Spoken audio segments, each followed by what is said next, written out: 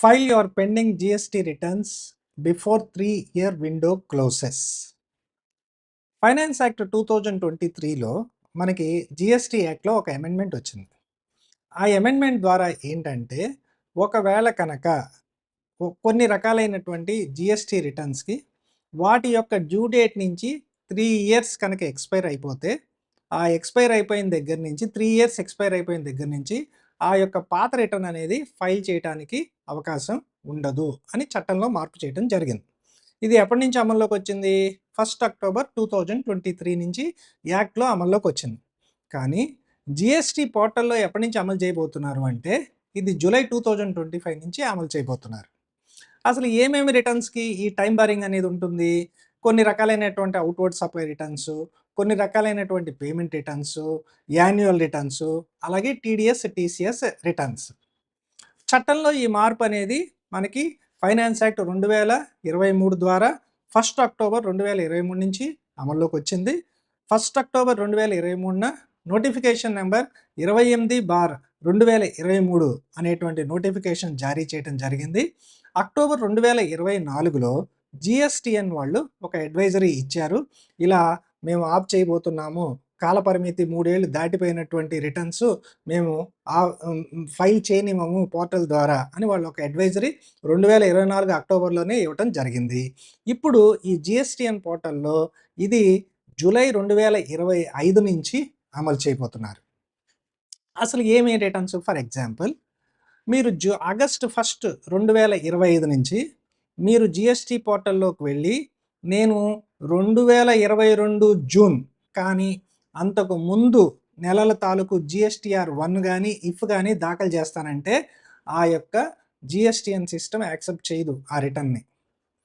అలాగే GSTR 1 quarterly వాళ్ళు ఉన్నారనుకోండి, ఏప్రిల్ జూన్ 2022 క్వార్టర్ కానీ అంతకు ముందు క్వార్టర్స్ కానీ మీరు ఆగస్టు 1 నుంచి మీరు దాఖలు చేయలేరు. అలాగే జిఎస్టీఆర్ 3బి మంత్లీ కానీ క్వార్టర్లీ కానీ. జిఎస్టీఆర్ 3బి మంత్లీ అంటే జూన్ 2022 లేకపోతే అంతకు పూర్వం ఉన్నటువంటి రిటర్న్ ఆగస్ట్ 1 నుంచి మీరు 2025 ఆగస్ట్ 1 నుంచి మీరు దాఖలు చేయడానికి అవకాశం ఉండదు. అదే కనుక 3బి క్వార్టర్లీ అనుకోండి, ఏప్రిల్ జూన్ 2022 క్వార్టర్ లేకపోతే అంతకు ముందు క్వార్టర్స్ని మీరు ఆగస్టు 1, 2025 నుంచి దాఖలు చేయడానికి అవకాశం ఉండదు.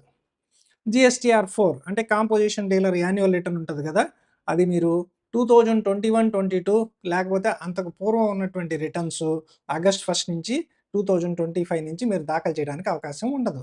ఏమైనా దాఖలు చేసుకోవాలంటే ఇప్పుడే 31 జూలై లోపలే దాఖలు చేసేసుకోవాలి. జిఎస్టీఆర్ 5 అంటే నాన్ రెసిడెంట్ ట్యాక్సబుల్స్ పర్సన్ యొక్క outward supply return June 2022 month కానీ అంతకు ముందు నెలలవి కానీ మీరు ఆగస్ట్ 1 నుంచి దాఖలు చేయలేరు. జిఎస్టీఆర్ 6 అంటే input service distributor, same June 2022 లేకపోతే అంతకు ముందర ఉన్నటువంటి రిటర్న్స్ ఆగస్ట్ 1, 2025 నుంచి మీరు దాఖలు చేయలేరు. GSTR 7 TDS, GSTR 8 TCS returns, ఇవి కూడా అంతే. జూన్ 2022 నెల అంతకు ముందువి ఆగస్ట్ 1, 2025 నుంచి చేయలేరు.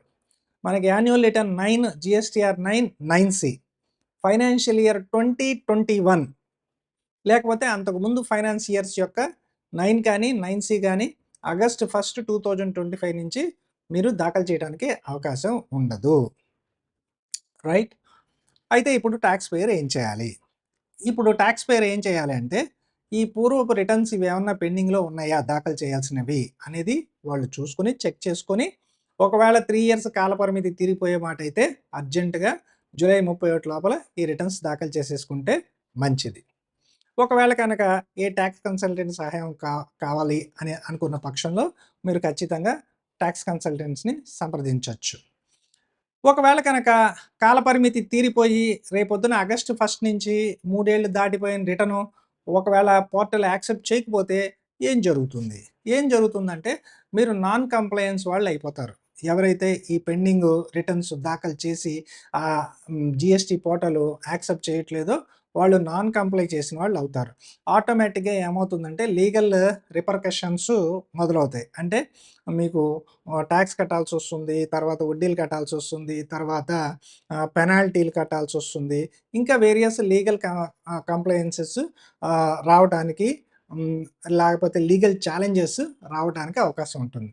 కాబట్టి 3 ఏళ్ళు గడువు తీరిపోయేటువంటి రిటర్న్స్ అంటే గడువు తేదీ నుంచి 3 ఏళ్ళు కూడా అయిపోతున్నాయి అనుకున్నటువంటి రిటర్న్స్ మీరేమైనా దాఖలు చేయాల్సి ఉంటే త్వరపడి ఆగస్టు 1 లోపల మీరు దాఖలు చేసేసుకోవడానికి ట్రై చేయండి. ఇహ నుంచి కూడా ఎప్పుడూ కూడా ఒక మాట గుర్తుపెట్టుకోవాలి. డ్యూ డేట్ నుంచి 3 ఏళ్ళు దాటిపోతే అది పోర్టల్‌లో మనం అప్లోడ్ చేయడానికి అవకాశం లేదు అని గుర్తించాలి.